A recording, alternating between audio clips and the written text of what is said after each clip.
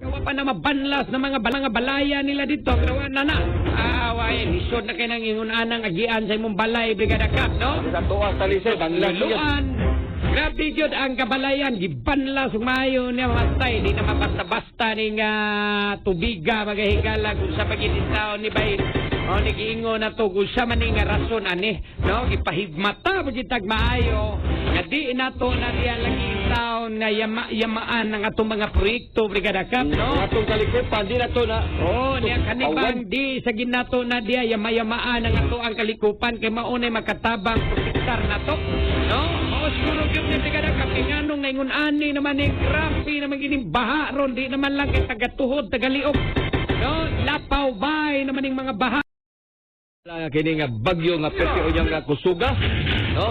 Do naghapon tay gamay nga kahayag may gala nga makita. Pinagi ni nga to ang pagtan-aw ato mga kinayahan, no? I hope dili ni mga guba sa bintaw ni nga to mga kinayahan nga nindot kayo, no? Kini atong mga tourist destination Brigada Lino nga maagian unya, no? Maagian unya atol sa kining pagsud gyud sa bagyo, no? Bagyo I hope dili ni mga guba intaw ni nga to ang mga kuan ni ato Treehouse has your favorite explorer.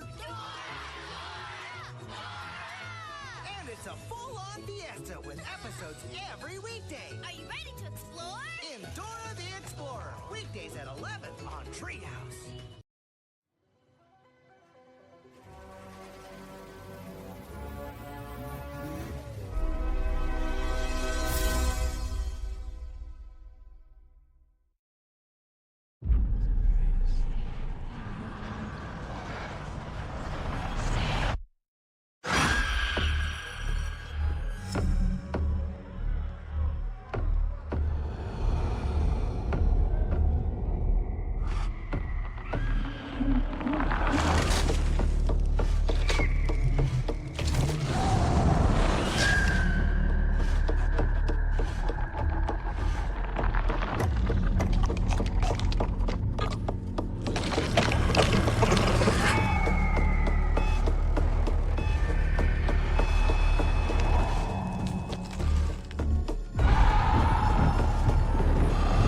It's here.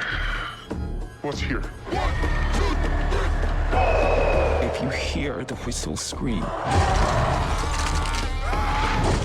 dying is not a choice.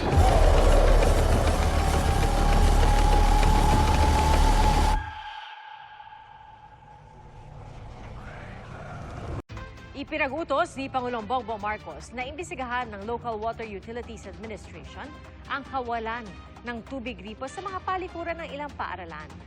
Saksi, si Marie Zumad.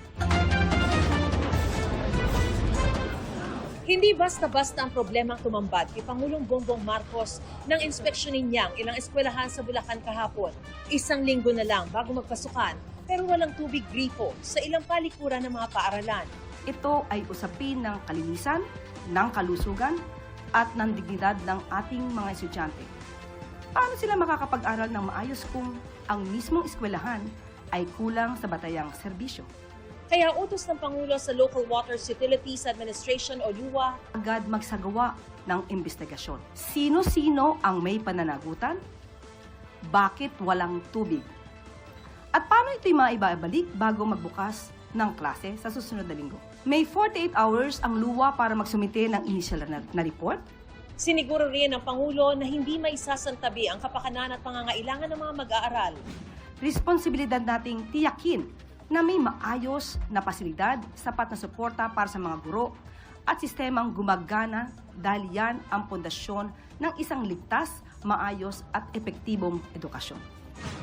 Sa Quezon City, isa rin sa tinututukan sa Brigada Eskwela ang kalusugan ng mga estudyante, lalo ngayong balik sa tag-ulan ang pasukan at tumataas na naman ang mga kaso ng dengue. Siyempre kahit nalinis natin ito, dapat po tuloy-tuloy kasi ang pinagmumulan po ng dengue ay stagnant water. Pinapayagan po sila magpantalon, magsuot ng matataas na at mahahabang medyas para po hindi sila directly exposed para po sa anumang uri ng insekto.